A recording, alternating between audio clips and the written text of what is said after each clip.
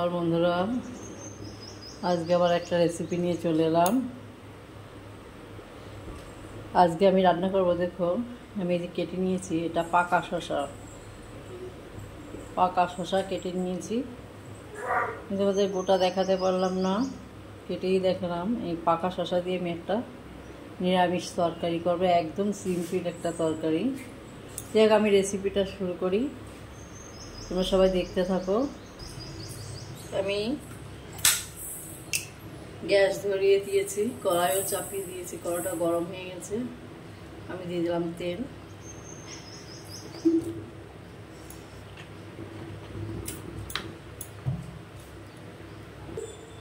আমার তেলটা গরম হয়ে গেছে, আমি ফোড়নে কটা রাঁধুনি দিলাম,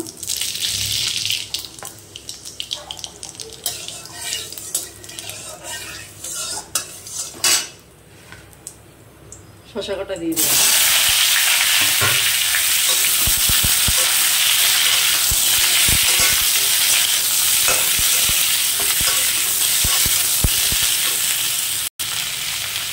দিয়ে দিলাম কটা কাঁচা লঙ্কা চিরা,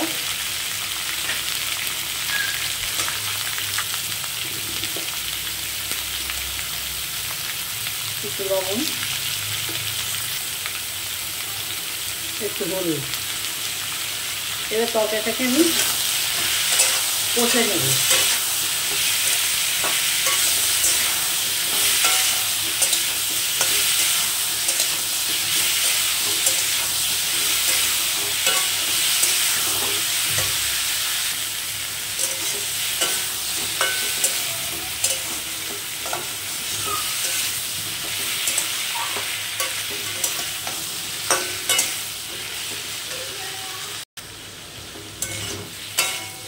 আমার সবজিটা কষা হয়ে গেছে। এবার এখানে আমি জল দিয়ে দেবো, তবে জল বেশি দেবো না, একদম অল্প জল দেবো। তরকারিটা আমি মাখা মাখা করবো।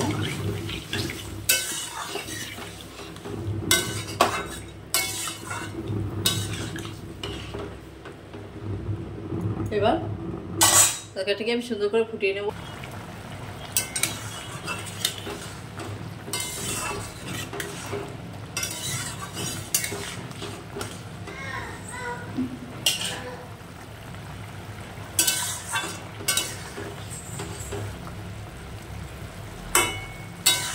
শসাটা গলে গেছে।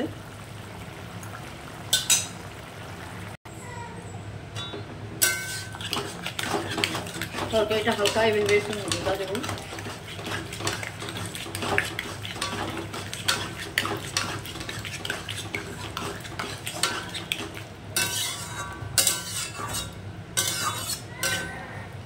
আমার তরকারিটা প্রায় রেডি।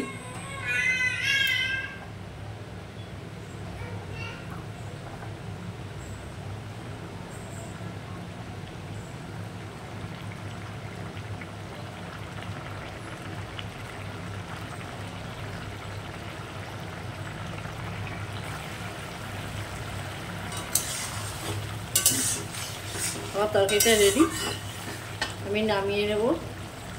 নামিয়ে নেওয়ার আগে হালকা একটু ধনেপাতা কুচি দিয়ে দেবো।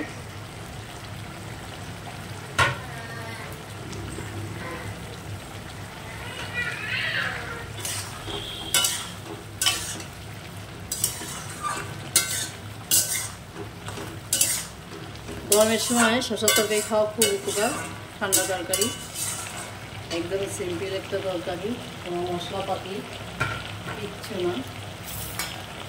যার কারণে আমার তরকারিটা হয়ে গেছে।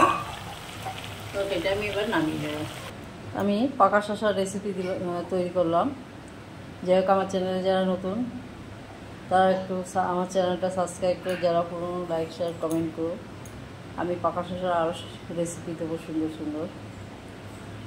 যাই হোক, আজ এই পর্যন্ত। নমস্কার।